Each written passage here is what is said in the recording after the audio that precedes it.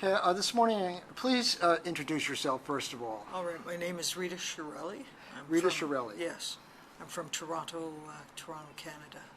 And the reason we're sitting here talking at the Holiday Inn, if you can believe it, in Soho, Yes. you know, Holiday Inns are everywhere, is because last night was the next to last screening of Music from the Big House as part of the International Documentary Association's Academy Award qualifying screenings. Yeah. I mean, most people don't understand just how difficult and expensive it is to qualify to be considered by the Academy. Exactly. And there's hundreds and hundreds of documentaries. I know that Sundance had 705 documentaries submitted.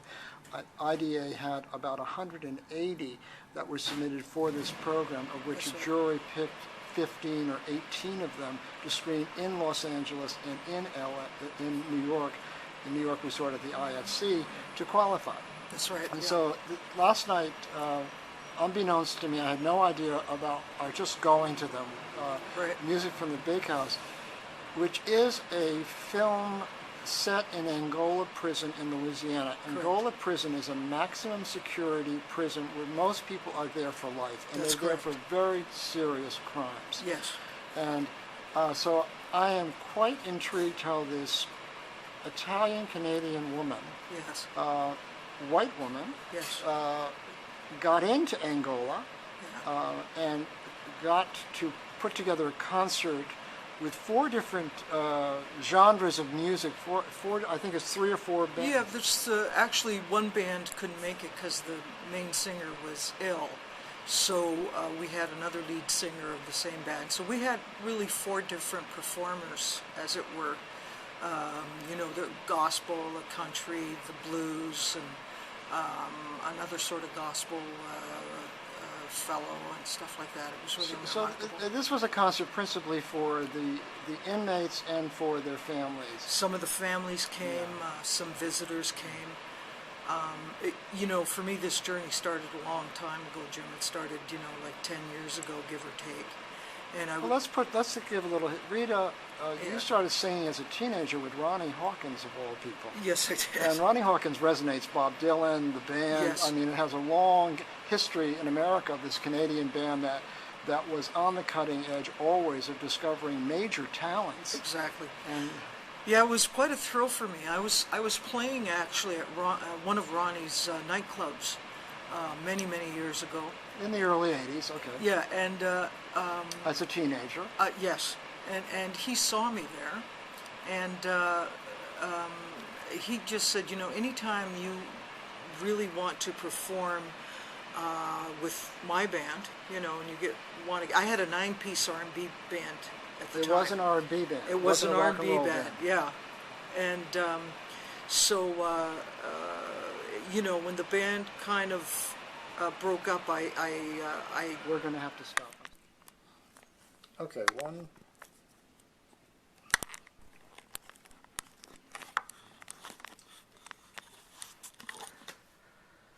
Okay, 1, 2, 3. We're talking about in the film. That was everything seemed to be Yeah. done in church, Yeah. and you had visibly a cross, and everyone seemed to be born again. Yeah. And I think I said to you earlier, but I want to say it to you now. I really understood the role that church plays in the prison in Yeah. giving the guys some Yeah. hope.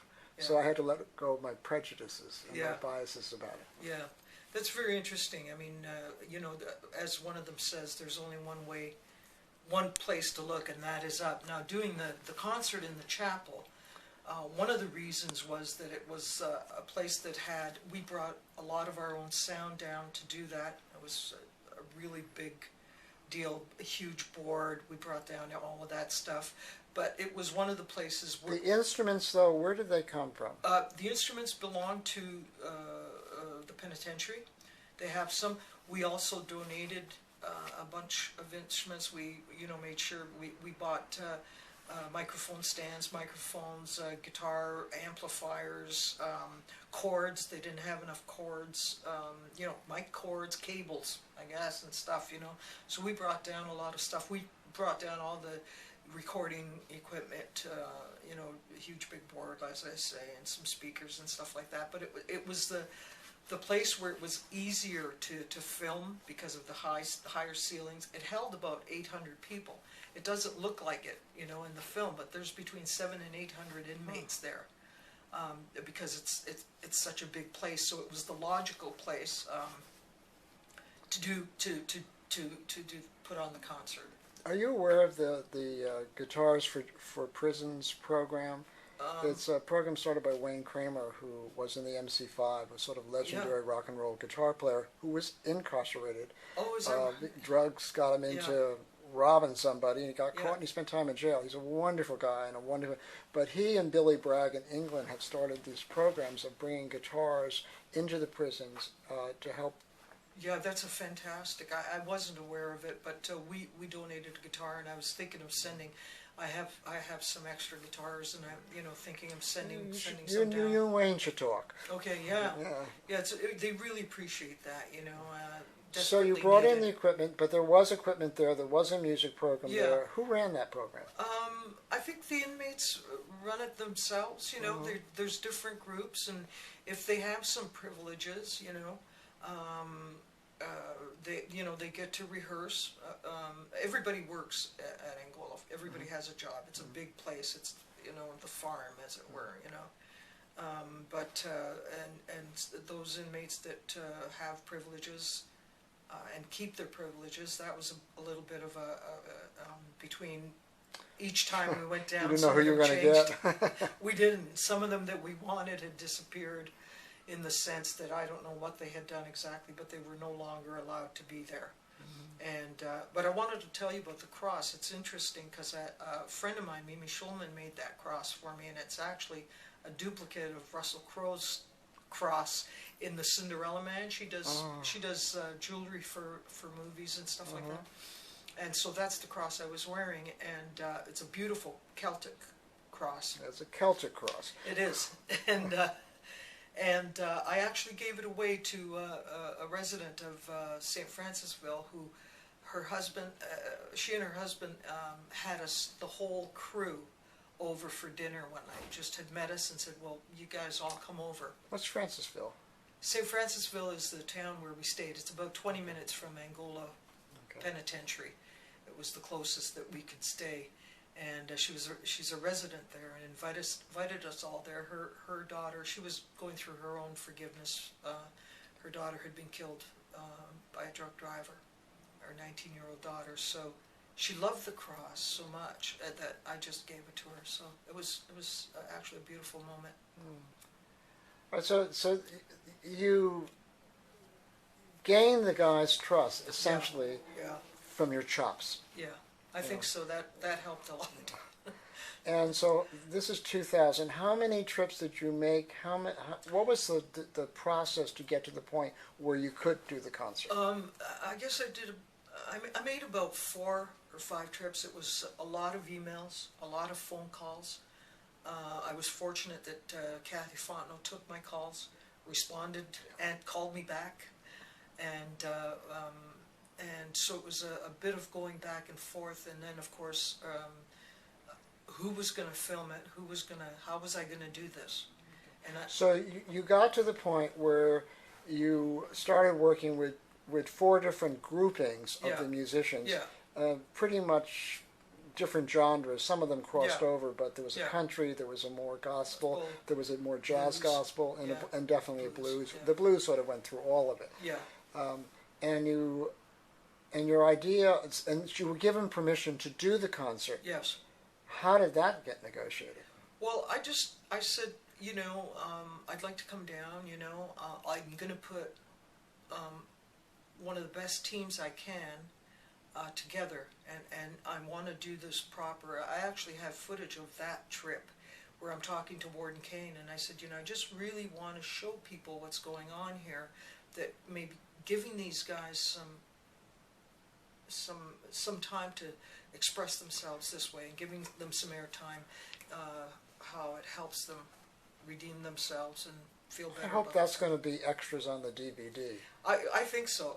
We got a lot of stuff that hopefully will be on the DVD. But so then Years ago, Bruce McDonald, the director, Bruce McDonald had put one of my tunes from my first CD in his one of his first movies called Roadkill. Yeah, so a big Canadian cult film that's known in America. Right, and my tune is a tune called "Have You Seen My Shoes," which is a rock and roll kind of, you know. And it's a great story. It's kind of a long story, but he heard it on the radio and pulled his car over and called the radio station and said, "Who's that?" "I'm Bruce McDonald. I'm doing a movie called Roadkill." And they're like, you know, and they called me up, and I called him, and he said, "We're editing, you know, I love that tune, you know." So I went down and met him. So this is many years ago. And then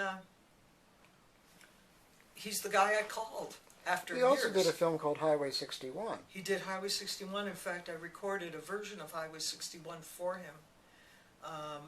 Somehow they put the kibosh of it appearing in the movie, whoever people are, the people that, but I recorded a version for him. He wanted me to do that. I did. So there is a version of that as well.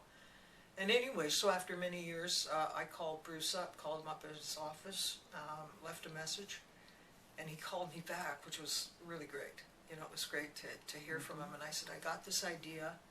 I wonder if, you know, we could get together." And he said, "Sure." So I went down to meet him, and I said, "Look, you know, I want to do a concert in the penitentiary, Warden Kane.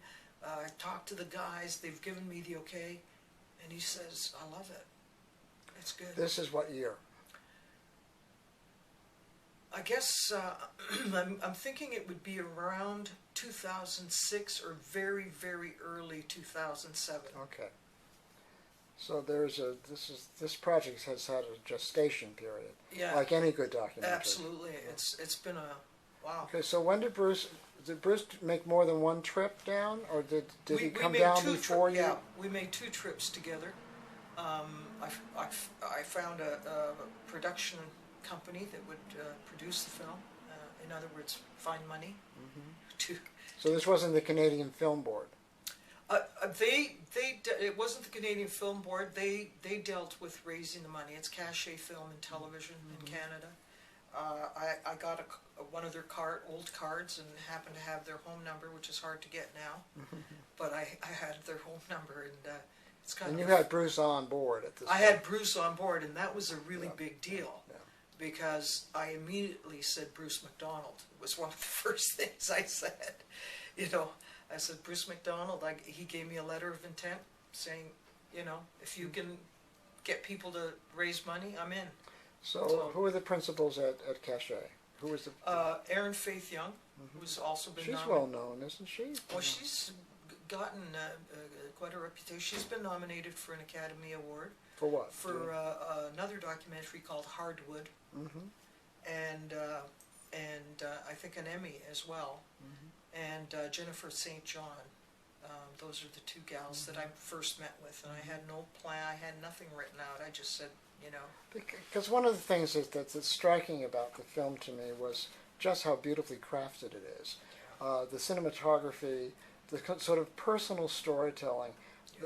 There was a wonderful, tough documentary about Angola, made about 4 or 5 years ago. That was at Sundance and was a very serious prison sort of expose. And your film is very different because we get to meet these guys. We don't know what they've done. We know they've done something very seriously, but we get to meet them in the context of making music with you. That's right. And so we get to see a side that most people probably don't get to see of people that have done these kinds of crimes, murder, robbery, etc., that they have. And the craftsmanship, the way it's shot, the way it's edited, the nuancing is so beautifully done. We were really, really lucky. Bruce McDonald brought Stephen Cousins on board. He was the principal cinematographer. And he is brilliant and does, as you can see, beautiful work. Do you know any of his? I know he's done a lot of stuff. One of Stephen Lewis. That's what Bruce said, go online and check this guy out. And he's done many things, and I'm embarrassed to say that was what I saw. And then we went down together. And But So did you have with talking with Bruce conceptually, how this storytelling was going to take place? It's not so much a prison sort of expose or No. prison. It's about these guys in making music together with you in a chapel inside one of the heaviest maximum security prisons in America.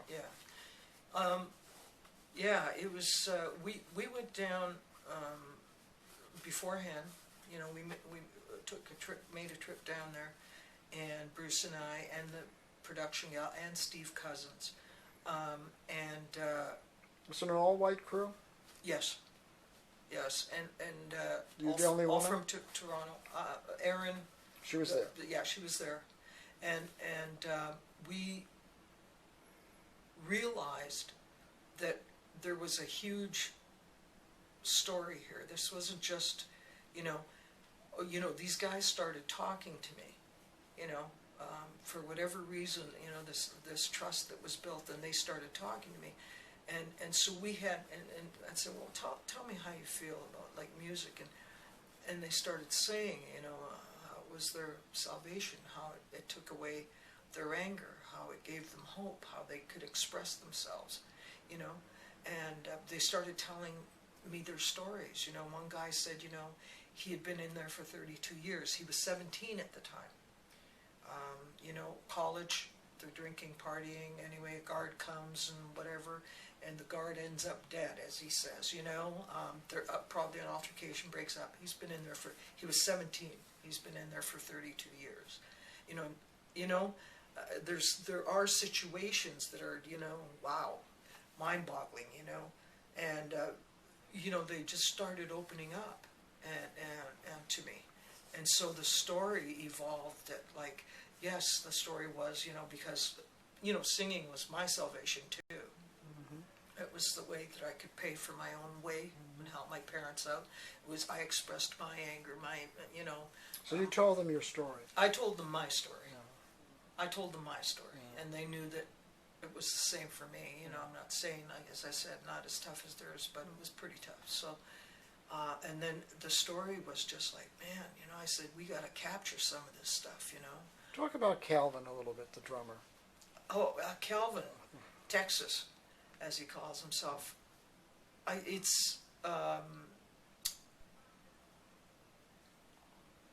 think, you know, Calvin is trying to be a better man. He's obviously behaving himself because he has these privileges to come out.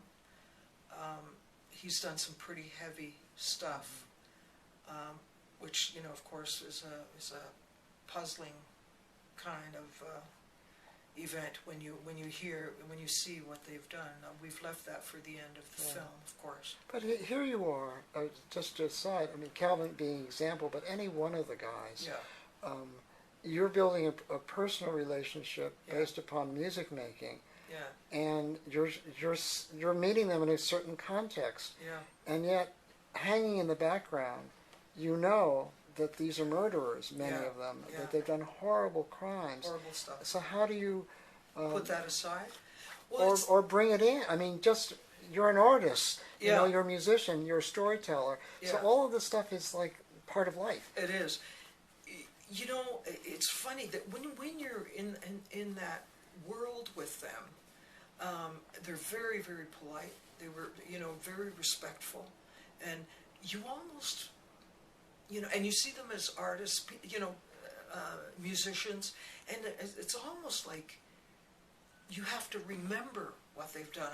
I don't know how to explain it, except, you know, afterwards, one time, you know, Kathy Fontenot reminded us, you know, that, you know, a guard had gotten bludgeoned just about a year and a half before we were there, and that terrible things do happen. You never know. I can't explain really why I felt so comfortable and felt safe. It is a very dangerous place. I don't know. Maybe you treated them like human beings. I think that there was a mutual sort of, you know, I'm okay with you. We're doing something here, you know. And I think that they appreciated so much that somebody was interested really in who they were and their story, and they get a chance to, tell their story, I guess.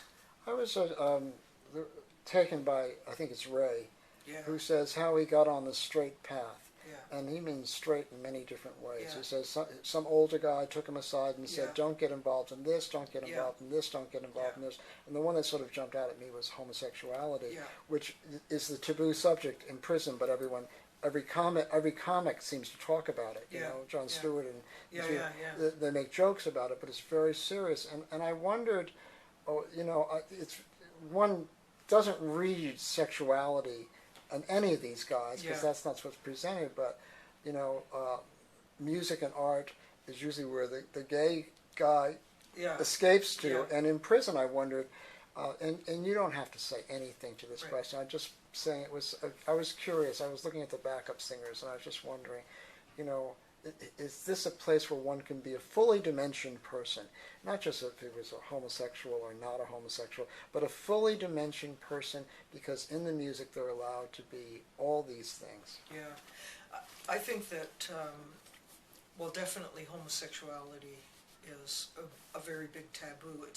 I think it's, in some ways, it's a big taboo, not of course in the prison, but in the system as well. It's frowned about. It's a bad thing according to them. You don't go there.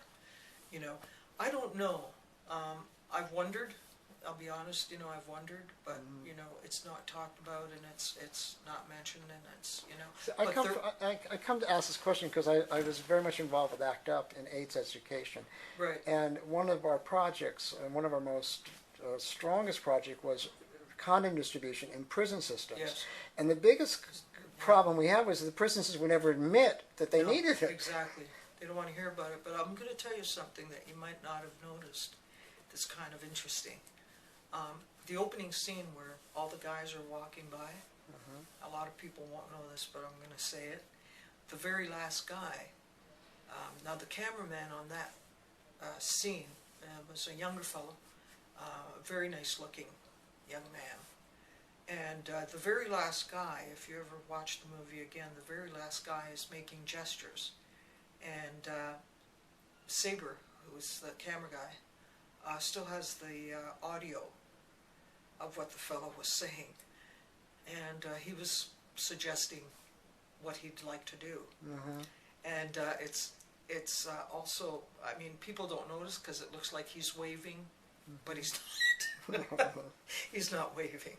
So, does it go on? Of course it does. I mean, this guy was yelling sort of... Let's go back to the concert. Pardon me? Let's go back to the concert. Okay. The actual concert. A lot of people get nervous when they actually have to perform. Yeah. At all levels, Yeah. And I just wondered what it was like, that half hour before. Some of them had their wives and their children, and their mates were there. Their family was there. Very important to show how good they are. Yeah. But how did they deal with the nerves? They were very nervous. One of the scenes where there's the guitar player, the little guy with the hat, and in the country song, and he takes the solo. And he's actually a really fine guitarist, and he just froze and just was staring at me, kind of, and I was like, "Go on, come on, I've heard you do this, come on," and he's, kind of, but everybody was very nervous. They knew it was being filmed, of course, and they're performing for the other inmates. They're all of the things that were going on, plus they're performing a new song with me, new for them, and well, it was new for me too. But so they were pretty nervous, I thought they did well. A lot of them, they did their best. It's finished. The concert is done.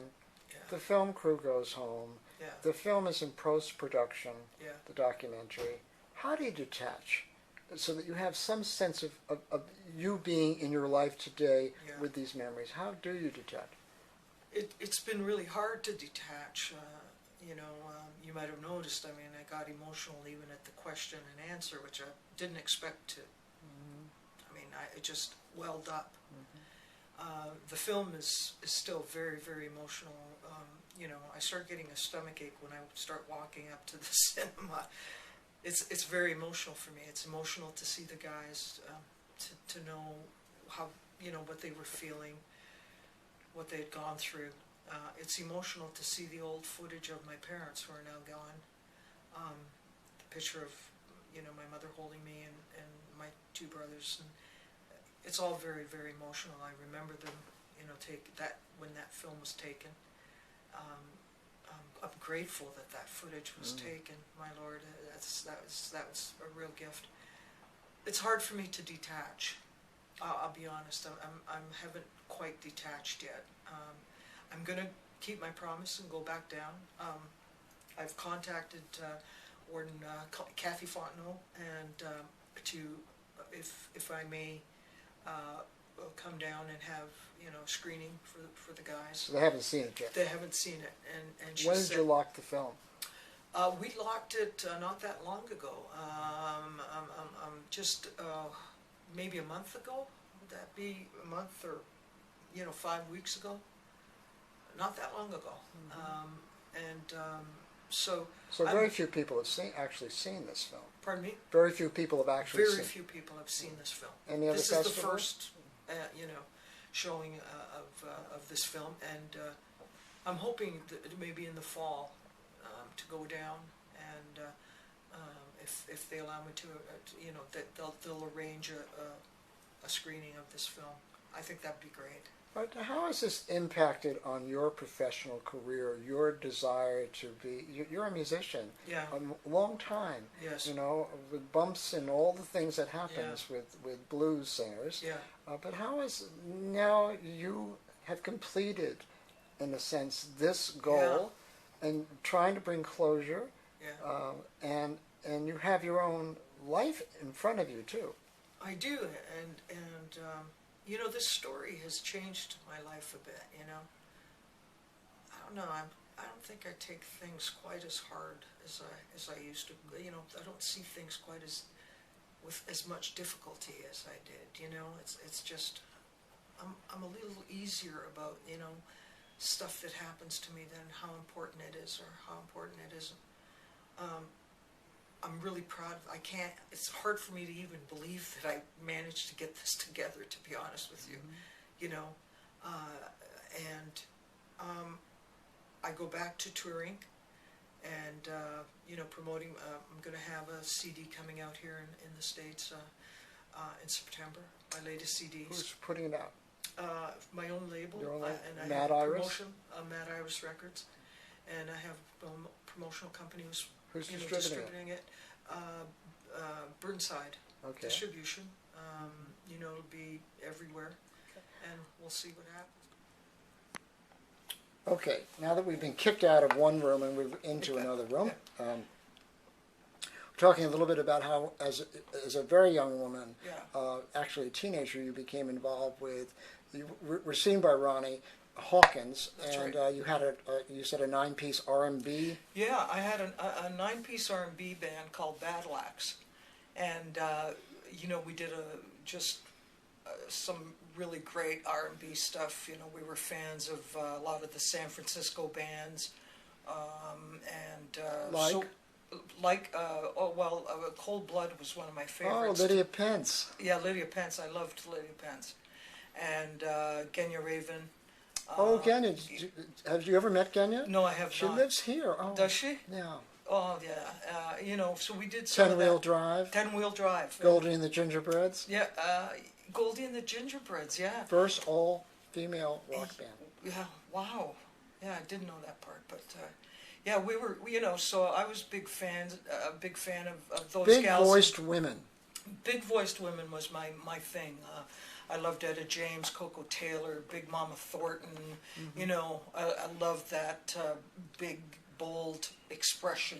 So how did a teenage Italian Canadian girl know about all these things? Well, I grew up in Hamilton. I was born in Hamilton, Ontario, and it was. That's on the west side? It's on the it's central central eastern sort of side, Great Lakes area, Okay. and I really couldn't identify with the music that was playing on the Joni radio. Mitchell? I know she's a Canadian icon. It wasn't really my bag to be honest. She's not a big voice. She's a big lyric She's singer. really great lyrics, really great tunes. But she's not a big voiced woman. No. I was attracted to stuff that really moved me. Mm-hmm. We were, Emotional. pardon me? Emotional. Yeah, emotional stuff, stuff that expressed everything, anger, happiness, because it was tough. It was a tough existence for my family and I.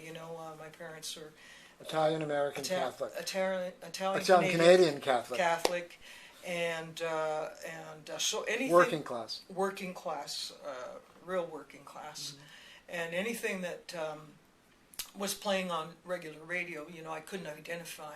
I hate, I shouldn't say hate, but let's say I really dislike, beach music and, happy surfing people. It didn't speak to your soul. It did not. I had nothing to identify with that music, and then. So what did you hear? What did you discover? Well, Etta James? Etta James. A friend of mine had an Etta James album, and it was the album where she's, she's got it's a live album, but she's got one of her hands is wrapped up like a sprained, and she's got the blonde hair, and she's like, And so when I heard that music, it was just like people. I felt that, man, these people feel like I feel, like. And you're still a teenager. Yeah. I was pretty young too, a young teenager, and I was just totally, it was like, oh man, there's people that feel like I do. I mean, I don't want to, my life wasn't as hard, of course, as a lot of the people from the South or anything like that, but still, the emotions. Well, a teenage Italian Canadian Catholic girl who doesn't fit in Exactly. has its own subjectivity, which is called tough. Okay. It was really tough. Yeah. We had a lot of discrimination. Both my brothers older brothers were beat up and regularly. My parents had a lot, were discriminated against. So was I. It was tough. We didn't have a lot of money. We didn't have much money for anything extra except for food and some sort of shelter. In the film Music from Big House, it gives a little synopsis of that and what it was like growing up with these two parents who had to work all the time in very hard work, and we had to read into what that meant, what home life was like. Yeah. It was tough. So here you are, a teenage girl. You turn on to Coco Taylor, to Ella, Etta James, Lydia Pence, probably heard Janice at some point. Oh, Janice was... I remember exactly the first time I heard Janice. The very, very first time. I had no idea. Had never heard Janice. And I was doing a version of Summertime, right? Sort of. And you had not heard Janice? I had not heard Janice. And there was someone in the club. I was still, in high school. And, high school doing Summertime? Yeah. On weekends and stuff like that. I mean, that's how I managed to, I clothed myself and, paid for school and all that stuff, right? I started singing. I was 14. Actually, the footage from the film, I'm about 14, 15 years old. I was in grade 9. So, anyway, I'm doing this version of Summertime, and this fella comes up to me and says, have you ever heard of Janis Joplin? And I said, no. So you've never heard her version of Summertime? And I said, no. And he brought her album down to me the next night. So I went home and I put Summertime on first, right? And it was just like, holy cow. I mean, I don't think I had ever, up till that time, heard a white woman sing like that. There were black women that were, raunchy and that, but not quite like Janice. It was like I was pinned to the wall, and so became obviously a really, really big fan. I want to ask an artist question here, a musician. particularly when the frames of reference are great blues singers and what has gone before or what is contemporary, how does one not imitate but find one's authentic voice? One doesn't find it at 14, No. but at what point do you find Rita's voice and Rita's way of singing the blues or the rock or the gospel that is not just informed by or influenced by or imitative of any of the Right. names we've used? I think that it really takes some experience and some time to find your own voice. I mean, I knew that, our similarities were that I liked their way of expressing, right? I liked that, when they were angry, when they were pissed off, or whatever they were feeling, you got it, and they had these emotions, and they were tormented as well, let's say, right? Mm-hmm. So I had that in common with the artists that I listened to. And then slowly, you just start to get away from doing their songs. I used to do their songs, of course, right? Perform Edda's and Janice's. Did you start writing your own songs? I started writing my own songs. I felt like that, I needed to express myself deeper as far as what I felt, you know what I mean? A little more. And I started writing songs, and then, of course, from there, you start interpreting a little more as yourself. But in the beginning, I think a lot of artists, of course, we have heroes, and that we Were look they up always to. women, or were there any men? Jackie Wilson was, I loved Jackie Wilson. Mm-hmm. Incredible range, just incredible voice. And there was a pleasure in his performance, too. Yeah, and it just, charismatic, and his version of Danny Boy it's astounding. I mean, it's just like, and I loved Elvis Presley too, early Elvis Presley, really the early stuff I loved a lot. So so there's this country aspect, this rock aspect, and this black blues. Exactly. This is the mix in which Yes. this teenage Catholic, Italian, Canadian, I'm going to Yes. say it again and again. Exactly. Okay, now this is all late 70s, early 80s. Yeah. There was you disappeared for a while. You went to Italy. Yeah. What was that about? Was it a love affair, or was it No, roots affair, or what? Well, it was, to be honest, everything that I had some management and a producer and all of that stuff, and it had all gone to hell in a handbasket. It was just everybody was fighting, and people were suing each other and everything like that. So I walked away? I walked away. There was nothing going on for me. Everybody was in... to save yourself. Yeah, I just left. To be honest, I thought that I would, be gone for... my first ticket was to Europe, and I settled in Rome, Italy, but my first ticket was for 3 weeks, and then I just kept sort of renewing, and then just staying, and I ended up staying for 6 years. And were you performing? The great thing about being there was that, like, at that time especially, they weren't really into blues, and they were doing a lot of dance stuff, Disco, and so they wanted backup singers that could sing without who could sing. Yeah, who could sing and could sing without an Italian accent, So the great thing about my stay there was that, like, for the first time, I did a lot of studio work, because I was very uncomfortable in the studio before that, right? I was a live performer, and I fed off that audience. Yes. So, figuring out how to get that emotion in this sort of, dry, not very warm type place sometimes in the studio was difficult. But when I went to Italy, I started doing a lot of studio work, right? So it was a real education for me to, I'm really grateful. As for in that. bringing the girls, and you do boop bop, roop bop, yeah. whatever it was, and just that's your job, and that's what you do. And it was really something, because you work for years on having, to being a little more unique and being, a little more distinguishable. And then this work, when you did the doo-wops and all of that, you had to blend in with other people. So it's a form of discipline, though. It is a form of discipline, and it was very difficult, Jim. I'm telling you, it did not come easy to me. It did not. Okay, so you came back from Yeah, Italy. I came back from Italy. And you became a solo artist or with I a band? became a solo artist. And what genre? Blues, Blues. principally? Yeah, principally blues and roots. You know, I like the old country too. Like you know, like I like Hank. That crossover. Yeah, I like Hank a lot, and crossover. You know that. You're talking about very emotional, raw, Yeah, you honest. know. Yeah. lyrics. I like artists who aren't pain mainly. Painful. Okay, so how did you get from Toronto, or I'm assuming you're in Toronto I at was this in point, Toronto at this time. Yeah. on this journey to Louisiana?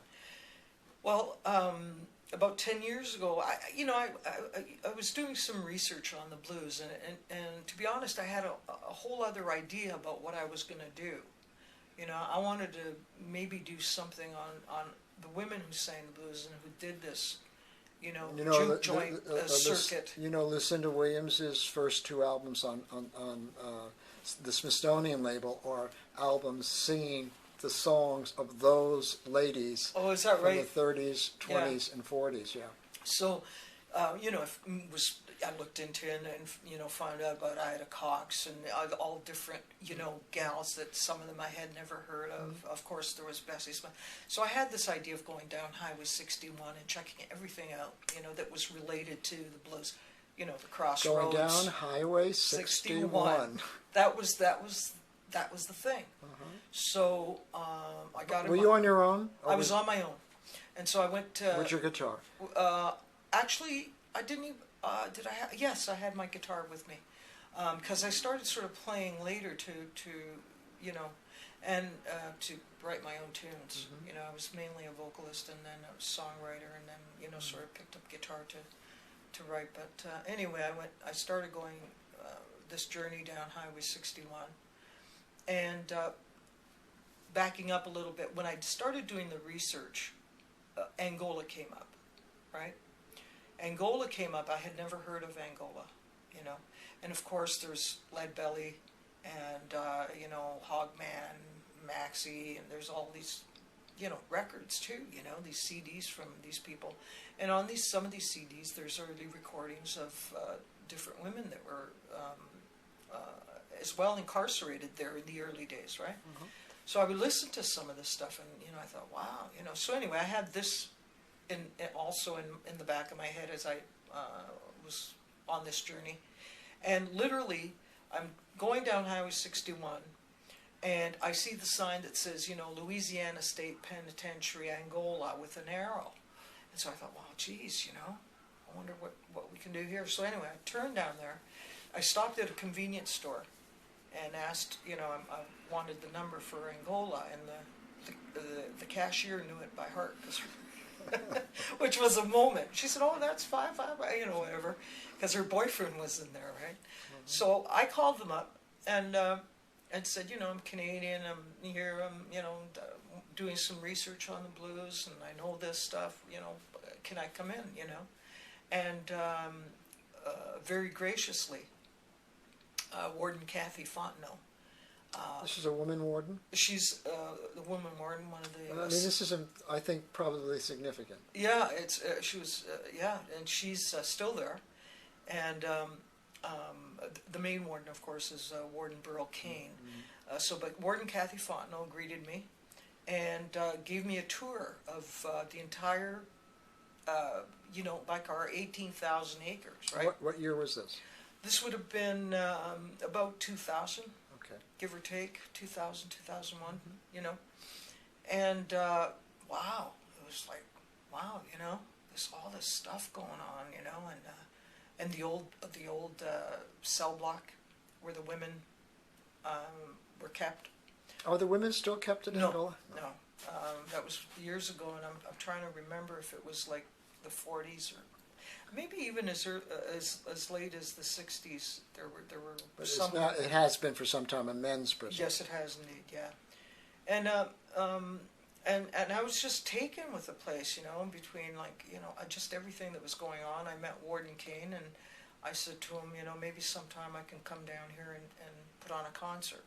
And he said, well, you keep in touch and stuff like that. So the process was that I really couldn't get this place out of my mind, and I'm not sure what it was exactly. It was maybe the music that I heard, and just seeing all the guys. In those days, they actually wore stripes still, and it was just all of this stuff going on, and it just kept going over and over in my head till I finally contacted them about 4 or 5 years ago again, and started my connection with them again. Started with Kathy Fontenot, and I said, you know, I really want to come down and maybe do a concert and something like that. And so we started a relationship again, you know, communicating. I sent down. How did you move to, I want to come and do a concert, to I'm going to play with the guys, which is whole different. I'm really I'm proud of that, because they say that they don't think that that's ever happened. They've had musicians play for the guys, but not Johnny Cash. Not, we know those records. But. Yeah, absolutely, but not perform with them. You know, it just was like I called Kathy. I had sent down my music. I had sent down a proposal. Had you met any of the guys at this point? Or did not you the know musical. about a music program that was there? I asked her if there was, you know, and she said yes, there are inmates that do perform, and you know, and I said, you know, I'd like to come down, and could I meet some of these guys, you know? So. That's a pretty volatile idea, though. A white woman. It is, yeah. In an all-male, principally black. Yes. Prison. Yes. It was very. Lucky you weren't Joni Mitchell. No. 98 pounds and blonde. Yeah, I think that's, and I think that's one of the reasons why it worked so well. Somehow, you know, I don't think they really looked at me as a sexual object. Well, not in the same. No, not in the same way. If it was another woman, seriously, you know, if you were 90 pounds and blonde, I don't know if this would have worked as well. Yeah. I really don't, because what I had to do then was, like, the fellas that, you know, did play and stuff like that, you know, start sort of a little bit of a relationship, talking to them. The interesting thing was that when I went down again and said, you know, I want to maybe, it started working for me that, like, man, I should perform with these guys, you know, that would be really cool, you know. And so once I started getting that idea of performing with them, I said... So this female warden actually helped facilitate... She really did. She got it. She got it. She got it, and she was an incredible help. And she's not in the film. She's not in the film. Not my choice. Warden Kane, unfortunately. But, you know, there's so much. Order. There's also a pecking order. Yeah, and there's so much, you know. And he had to approve it, essentially. Yeah, but you know, there was so much going on. You have to... So let's go back there. So you presented this idea. Yeah. She's intrigued with it. She thought it was a really good idea. So what was the first setup like? Well, the first setup was that, you know, to talk to some of the musical inmates, you couldn't be assured that all of them would be there, because they might escape, they might harm someone and be in lockdown, you know, they might die. You know, it's not a casting call, you know, different things could happen. So, in fact, some things changed up, but I met with the guys, and this was really interesting, because my idea was like, wow, I mean, they're in jail. I'm going to tell them, you know, I want to do a documentary. I'm a Canadian musician. You know, Were you thinking about a documentary at that point, or just doing the concert? I wanted to film it. Yep. I wanted to film it. That's correct. So I wanted to film it, and so I thought they'd be really excited, you know. But the truth was that I really had to talk to them and help them to understand that, to have faith in me. Like, I don't know, I was under this idea they're going to be jumping up and down, hey, hooray, yeah, we'll play, you know. Instead it was sort of, they're standing around me in this one part that is not there, but saying, you know, well, what, you know, what do you, like, kind of like, what, you want to what, you know. And so it was a matter of these faith. are almost all of them are in there for the rest of their lives. That's right. There's very little getting out. And they're hip to being exploited. They don't, you know, they're not just, you know, and so that was a kind of a learning. It was like, okay, you know, I have to build. You had to prove yourself. Yeah, I had to build these guys' trust. So Not easy. it was not easy. It was a little bit intimidating, to be honest, because they were standing around me, and I'm trying to tell them that my intentions are true, and that I really want to tell these When stories. did you first sing to them? I sang to them at that meeting, because then some of them That might said, have made a okay, difference. yeah, we'll play, you know, and then I jumped up and sang with them, and that was a big turning point.